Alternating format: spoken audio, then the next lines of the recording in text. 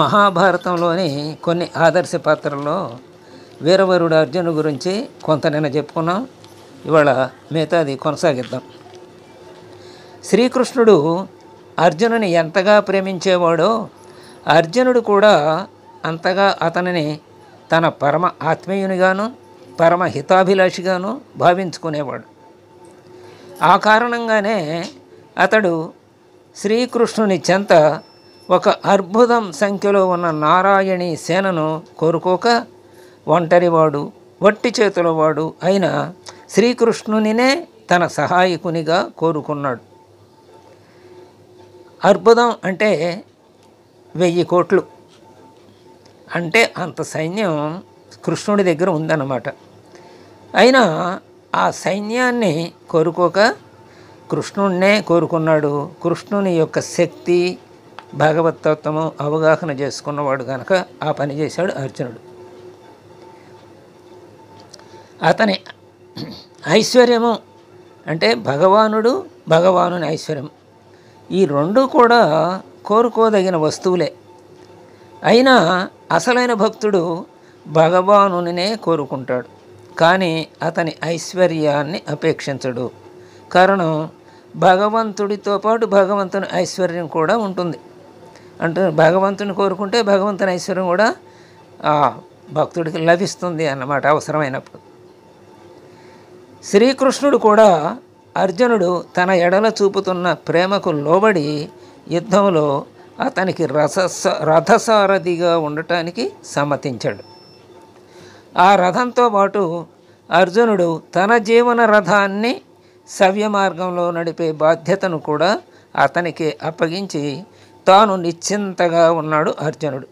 అలాగే మనం కూడా మన జీవిత రథ భారాన్ని భగవంతుని పైన వేసి మన కర్తవ్యాన్ని మనం నిర్వర్తిస్తే మనం కూడా నిశ్చింతగా మన కర్తవ్యాన్ని మనం నిర్వర్తించుకోవచ్చు. అందులో మనం విజయం సాధించవచ్చు భగవానుని అనుగ్రహం చేత. అలాగే అర్జునుడు నిశ్చింతగా ఉన్నాడు కాబట్టే యుద్ధంలో ఆ అర్జునుని రక్షించే భారం కృష్ణుని మీద ఉంది. అలాగే విజయం కలిగించే బాధ్యత కూడా ఆ కృష్ణునిదే అయ్యింది.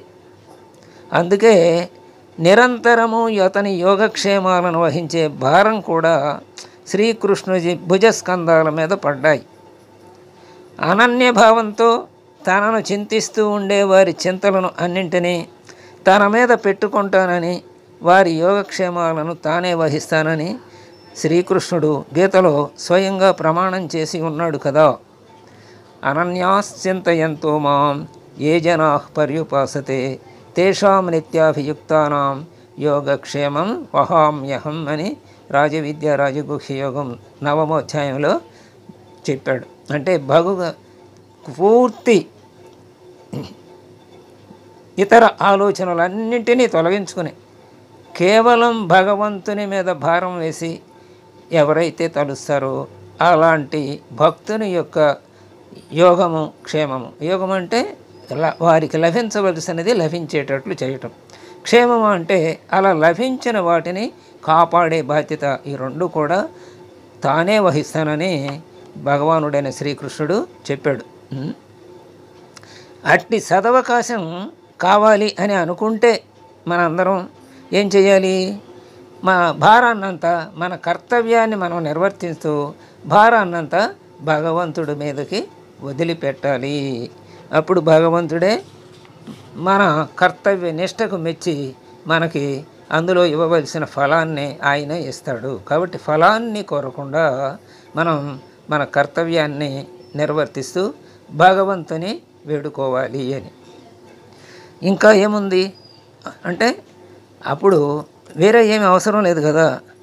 మరి భారం అంతా ఆయనే తీసుకుంటాడు కాబట్టి ఇప్పుడు అర్జునుని యుద్ధంలో గెలిపించడానికి భీష్ముని వంటి అనన్య పరాక్రమవంతులైన వీరుల బారి నుండి అతనిని రక్షించడానికి సంబంధించిన భారం కూడా శ్రీకృష్ణుడే వహించాల్సి వచ్చింది. విజయం పట్ల మనకి యతో ధర్మ తతో విజయ, తెలుసు కదా. అంటే విజయం ఎల్లప్పుడూ పాండవ పక్షానికే ఉంది, ఎందుకంటే వారు ధర్మంగా ఉన్నారు కాబట్టి. యతో ధర్మ తతో జయ అనే సూక్తిని అనుసరించి అందులో భగవంతుడు ఎప్పుడూ ధర్మపక్షానే ఉంటాడు.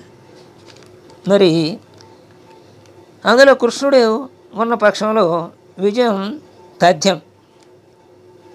కాబట్టి ఈ యుద్ధారంభంలో అర్జునుని చేత రణచండికకు ఆవాహనం చేయించి ఆమెను స్తుతింపజేసి ఆమె సాక్షాత్కారం సిద్ధింపజేసి యుద్ధంలో విజయం ప్రాప్తించే విధంగా ఆమె ఆశీర్వచనాలు అతనికి లభింపజేశాడు.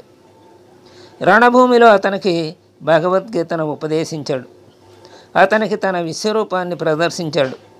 అతనిలోని మోహాన్ని అంతరింపజేశాడు. యుద్ధంలో శస్త్రం చేతబట్టనని తాను ముందు చేసిన శపథాన్ని కూడా పరిగణించక భీష్ముని ప్రచండ బాణవృష్టిని తట్టుకొనజాలక బాధపడుతున్న అర్జునుని కాపాడటం కోసం స్వయంగా ఒకమారు చక్రము మరొక మారు కశము అంటే కొరడా గ్రహించాడు. ఆ భీష్మునకు ఎదురుగా పరిగెట్టాడు. అలాగే భగదత్తుడు ప్రయోగించినటువంటి సర్వసంహారకమైనటువంటి వైష్ణవాస్త్రాన్ని తన వక్షస్థలమును అడ్డుపెట్టి భరించాడు అర్జునుని కాపాడటానికి. అలాగే రథాన్ని పాదాలతో అదిమిపట్టి కర్ణుడు ప్రయోగించినటువంటి సర్పముఖాస్త్రం బారి నుండి అర్జునుని రక్షించాడు. అస్త్రములతో దగ్ధమైన అర్జునుని రథాన్ని తన సంకల్ప బలంతో స్థిరంగా నిలుచున్నట్లు చేశాడు. ఈ లీలలన్నీ కూడా కృష్ణుడు అర్జునుని యోగక్షేమం కోసం కొనసాగించినట్టువే. ఇక పాండవులతో భీష్ముని పోరాటం మొదలై 9 రోజులయ్యింది. అయినా అతని పరాక్రమంలో ఏమాత్రం తగ్గలేదు. ప్రతిదినము అతడు పాండవ పక్షంలోని వేల వీరులను సంహరిస్తూనే ఉన్నాడు. అతనిని జయించడానికి పాండవులకు దారి తెన్ను ఏది తోచడం లేదు. అప్పుడు మహారాజు యుధిష్ఠిరుడు కరుణాజనకములైన మాటలతో పరిస్థితిని అంతను శ్రీకృష్ణునకు నివేదించాడు. కారణం ఏమైనా అతడు వారి నౌకకు సంచాలకుడు కదా. అంటే యుద్ధ నౌకకు సంచాలకుడు కృష్ణుడే పాండవ పక్షాన. ఆ సందర్భంలో ధర్మరాజుని ఊరట గొలుపుతూ కృష్ణుడి అతనితో అన్న మాటలు అతనికి అర్జునుని ఎడలో ఉన్న అసాధారణ ప్రేమ, మహోన్నత దృఢ సంకల్పము కూడా ప్రకటితమవుతాయి. శ్రీకృష్ణుడు అప్పుడు అతని మాటలు విని, అంటే ధర్మరాజు మాటలు విని ధర్మరాజుతో ఇలా అంటున్నాడు: ఓ ధర్మనందన, నీవు ఈషణ్మాత్రము దిగులు చెందవలదు. భీష్ముని మరణం మీదనే నీ విజయం ఆధారపడి ఉన్నది. అంటే నేను ఒక్కడనే అతనిని సంహరించగలను. నీ సోదరునైన అర్జునుడు నాకు సఖుడు, బంధువు, శిష్యుడు కూడా. కావాలంటే అతని కొరకు నా శరీరంలోని మాంసాన్ని కూడా కోసి అర్జునునికి సమర్పించగలను అన్నాడు కృష్ణుడు. ఇంకా అతడు కూడా, అంటే అర్జునుడు కూడా అలాగుననే నా కొరకు తన ప్రాణాలను కూడా ధారపోయగలవాడు. అతడు ఉపప్లవయంలో అందరి సమక్షంలోనూ తాను భీష్ముడిని సంహరిస్తానని శపథం చేశాడు. సర్వ విధాల అతనిని రక్షించవలసిన భారం నా మీద ఉంది. అతడు ఏ కార్యం నెరవేర్చుటకు ఆదేశిస్తే దానిని నేను నెరవేర్చవలసి ఉంది. ఆ మాట అటుంచి అర్జునునకు భీష్ముని సంహరించడం పెద్ద పని ఏమీ కాదు. రాజేంద్ర, ఓ ధర్మరాజా, అతడు పూనుకుంటే చాలు. అతనికి అసంభవమైన పని ఏదీ లేదు. అంటే అర్జునునికి అసంభవమైనది ఏదీ లేదు.